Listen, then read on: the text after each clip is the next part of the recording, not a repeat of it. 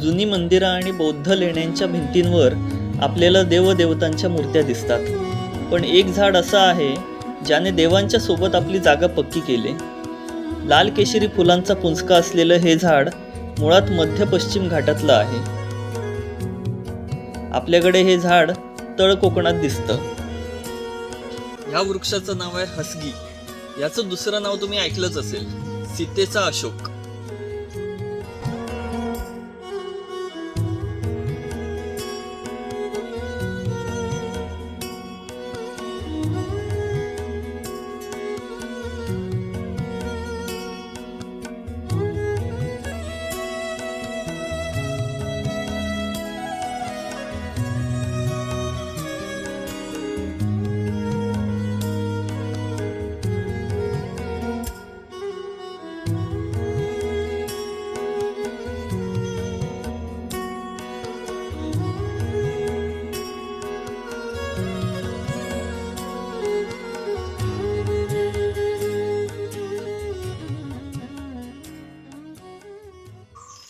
ज्याला कधी शोक होत नाही, दुःख होत नाही, तो अशोक.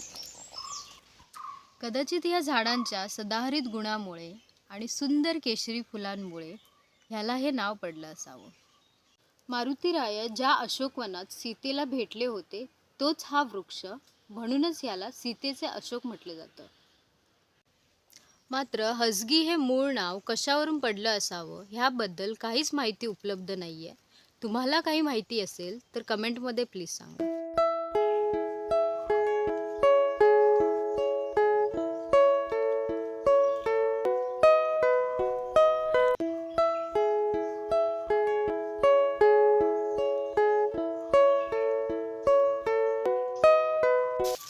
हसगीचा वृक्ष हा बऱ्याच वेळेला जुन्या मंदिरांच्या भिंतीवरती यक्षिणी सोबत असतो.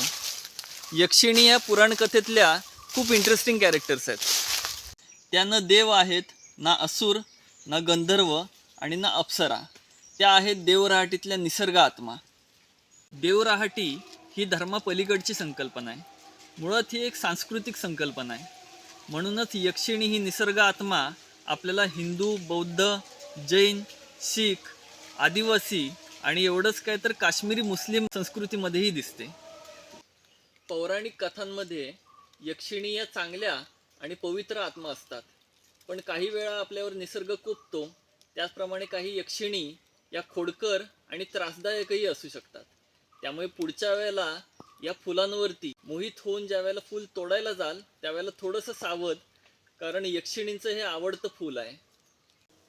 हसगी हा मुळात कोकणातला वृक्ष आहे. इथून हा देशभरात आणि जगभरात गेला. पण आता ही वृक्ष कोकणामध्ये फक्त देवराहट्यांमध्ये आणि चांगल्या प्रतीच्या सदाहरित जंगलांमध्येच बघायला मिळतात. वसंत आणि ग्रीष्म ऋतूमध्ये या झाडांना फुलोरा येतो. यावर्षी या झाडांच्या फुलोऱ्याला मुकू नका. तुम्हाला जर या झाडाची फुलं बघायची असतील तर चिपळूणमधल्या सानेगुरुजी उद्यानामध्ये तुम्ही याचा अनुभव घेऊ शकता. ह्या फुलांना मंद असा सुगंध येतो. ह्याचं शब्दात वर्णन करणं अवघड आहे. साधारण ह्याचा सुगंध केशर सारखा येतो.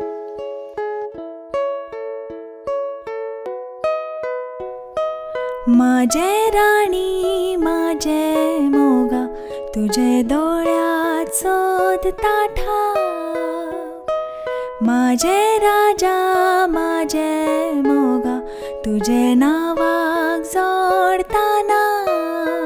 फुला फुला पुशीत आयलो, फुला फुला पुशीत आयलो. तुझे माझे प्रीतीचो गाव. माझे राणी माझे मोगा, तुझे डोळ्यात शोधता ठाव.